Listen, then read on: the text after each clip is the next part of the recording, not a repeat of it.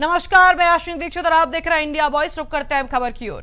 उत्तराखंड में देर रात बड़ा प्रशासनिक फेरबदल किया गया है। आपको बता दें कि 19 आईएएस और 10 पीसीएस अधिकारियों के तबादले से हलचल मच गई है। बड़ी जानकारी आपको बता रहे हैं इस वक्त देहरादून से, जहां पर देहरादून में शनिवार देर रात उत्तराखंड सरकार ने बड़ा प्रशासनिक फेरबदल करते हुए 19 आईएएस और 10 पीसीएस अधिकारियों के तबादले कर दिए हैं। बता दें कि देर रात जारी ट्रांसफर लिस्ट के बाद सचिवालय से लेकर जिलों तक हलचल तेज हो गई है। बताते चले कि देहरादून के डीएन सविन बंसल को सचिव नियोजन बनाया गया है, जबकि आशीष चौहान को नया जिलाधिकारी नियुक्त किया गया है। बता दें कि आनंद स्वरूप को गढ़वाल मंडलायुक्त और विनय शंकर पांडे को स्वास्थ्य, चिकित्सा, शिक्षा व नागरिक विभाग की जिम्मेदारी दी गई है।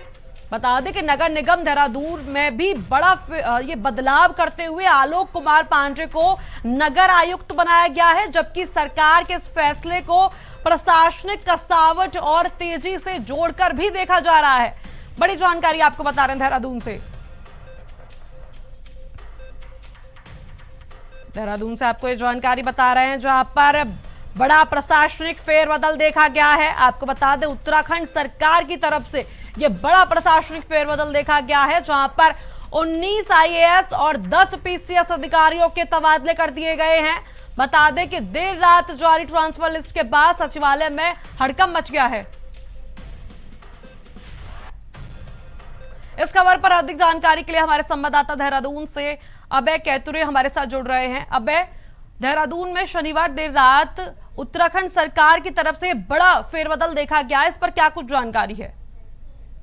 शासन में एक बड़ा फेरबदल मुख्यमंत्री की तरफ से यहाँ पर हुआ। मुख्यमंत्री के निर्देश पर उत्तराखंड में 19 आईएएस अधिकारियों और 10 पीसीएस अधिकारियों के कार्यक्षेत्र में बदलाव किया गया।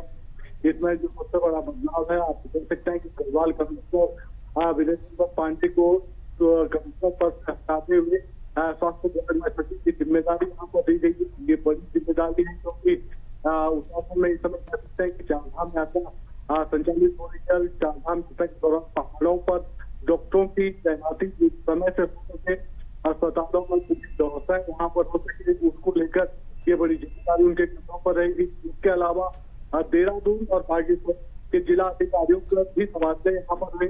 देहरादून में जो जिलाधिकारी थे सविन बंसल, उनको सचिव नियोजन की जिम्मेदारी यहाँ पर दी गई है।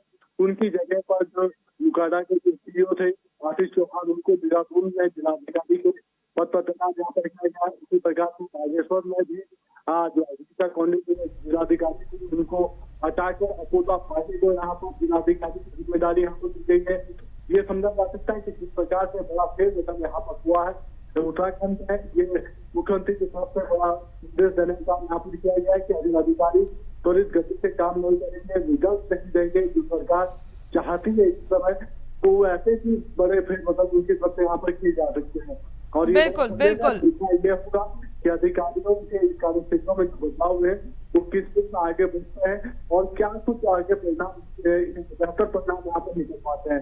लेकिन अभी तक जो संदेश मुख्यमंत्री की तरफ से दिया गया, उस संदेश के बाद जो यहाँ पर उठे, उससे प्रशासन में बड़ा हलचल यहाँ पर निकल रही है। प्रशासन में जो अधिकारी है उनमें चर्चाओं का बाजार गर्म है, बेहतर विकल्प नहीं होंगे तो चुनाव से पहले और बड़े तबादले यहाँ पर हो सकते हैं। बिल्कुल बिल्कुल अभय कैंतुरा जी, अभय मैं ये जानना चाहूंगी आपसे कि जो ये इतना बड़ा उत्तराखंड सरकार की तरफ से जो ये प्रशासनिक फेरबदल किया गया है, इसका आम जनता पर क्या असर देखने को मिलेगा?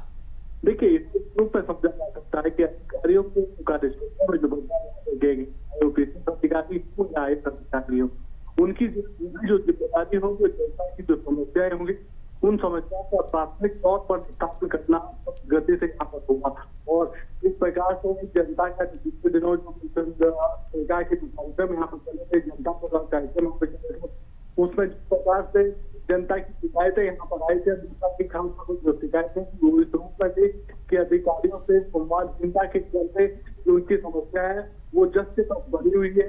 कई अधिकारी अपने कार्यक्षेत्रों में भ्रमण नहीं करने जाते हैं, तो इसीलिए सरकार की मजबूरी या सरकार की तरफ से ये बड़ा एक्शन यहाँ पर किया गया है। 19 आईएएस अधिकारी और 10 पीसीएस अधिकारियों के कार्यक्षेत्रों में बड़ा बदलाव यहाँ पर ये कहा जा सकता है कि सरकार जो चाहती है कि जनता की जो समस्या है उनका त्वरित गति से समाधान हो, तो उसके अधिकारियों को भी अपने कार्यशैली में बदलाव लाने की आवश्यकता होगी और इसीलिए उनके जो कार्यक्षेत्र है उन कार्यक्षेत्रों को बदलने का यहाँ पर हुआ है। जिन नए युवा अधिकारियों को जगहों पर तैनाती यहाँ पर दी गई थी, चाहे वो सचिव स्तर पर हो या फिर जनपदों में डिप्टी कलेक्टर या फिर दूसरे प्रशासनिक पदों पर उनकी जो तैनाती यहाँ पर हुई है, उन सभी की एक उम्मीद आप जनता से ये रही थी, जो कार्यक्षेत्र है, जो जनता की जो समस्या है, उन समस्याओं पर त्वरित गति से काम हो सके और जनता खुद यहाँ पर रह सके। बिल्कुल। अबे आगामी चुनावों को और इस बड़े प्रशासनिक फेरबदल को क्या जोड़कर देखा जा सकता है?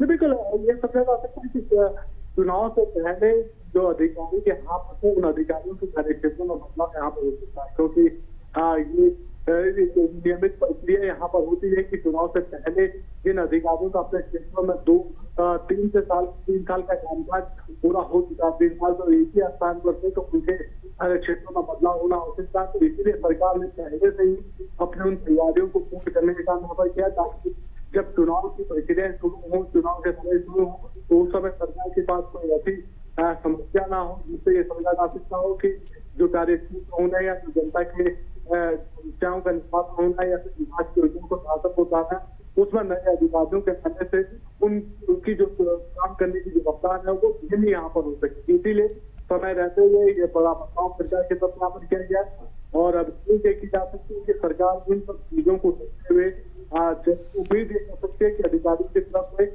जनता की समस्याओं का निस्तारण तो किया ही जाएगा, साथ ही जो विकास की योजनाएं सरकार की तरफ से संचालित की जा रही है, उन योजनाओं को भी त्वरित गति से आगे बढ़ाने का काम उनकी तरफ से हो सकता है। बिल्कुल, बहुत शुक्रिया अवय कैंथुरा हमसे जुड़ने के लिए, हम जानकारी साझा करने के लिए। तो देहरादून में बड़ा प्रशासनिक फेरबदल देखा गया है।